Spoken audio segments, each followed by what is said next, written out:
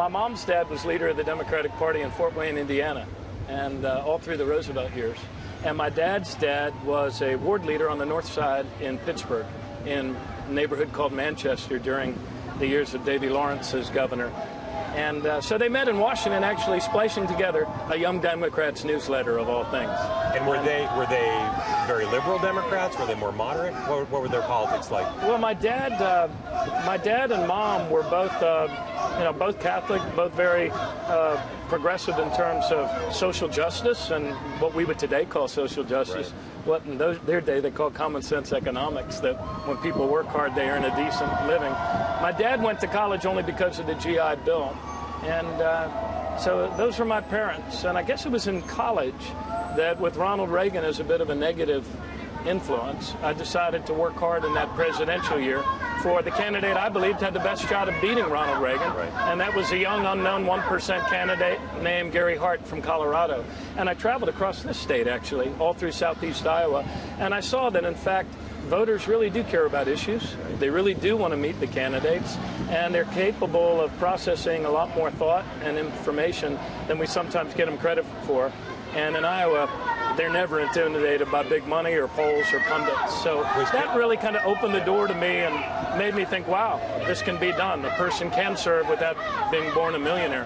Was Gary Hart the first presidential candidate you ever met?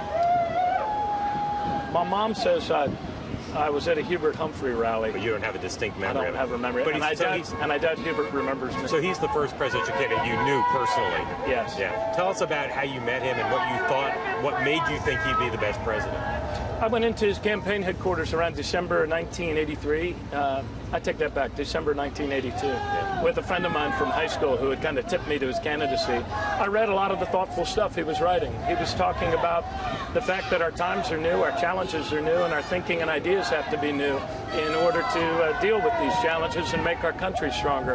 And the more I learned about him, the more impressed I became at the thought and the ideas that were the substance of his candidacy. He was written off 3 times before his first amazing distant second-place victory, but he always kept the North Star of putting forward ideas that would serve our country, and that's what impressed me about him.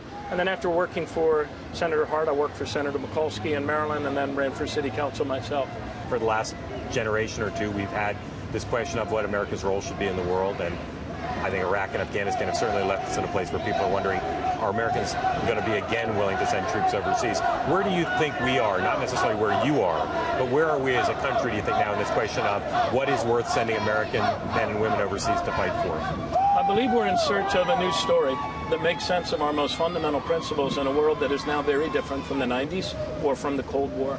And I believe that America's role in the world is to lead by example the rise of a global middle class. And I believe that the way we do that in these times is to create a foreign policy that's more about engagement and collaboration, a national security strategy that seeks new alliances to identify threats and to work with other nations to reduce them before we're kind of backed into a corner where it seems the only response is a military response, American boots on the ground or not. For example, one of the things that preceded the failure of the nation state of Syria and the rise of ISIS was the effect of climate change and the mega drought that affected that region, wiped out farmers, drove people to cities, created a humanitarian crisis that created the symptoms, or rather the conditions of extreme poverty that has led now to the rise of ISIL and this extreme violence. So the pandemic in West Africa, there are many instances where we're behind the turning radius of a crisis and left with only military responses once it whips up and becomes too great. Are you as good a presidential candidate as you thought you'd be? I'm learning every day, man. Yeah. What are you learning? Oh, golly. I mean, you hope every day you learn in elective office. Yeah. I recall somebody once saying to me in the course of not this campaign, but another campaign, he said, I always look for an ability for my candidates to grow. And what he meant by that, I think, is that he wants to see candidates constantly questioning, intellectually curious, and recognizing that they are also human beings and have to constantly learn and bring together smart people that can help make the best decisions. That's what I've done for 15 years as an executive. There are hard moments running for president for anybody, physically hard, emotionally hard. What do you rely on? Family, faith? What else besides family and faith to get through the harder parts? What else is there? Those are the two bedrocks?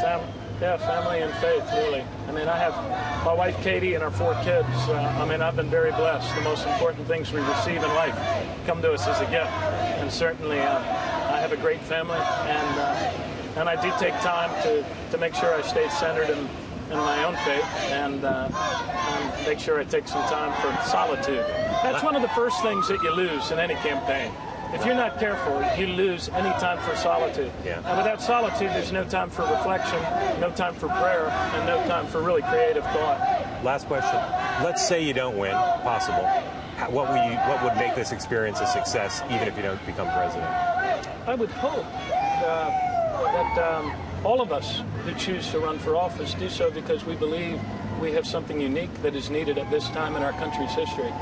And once we make that decision, then the choice is up to the people.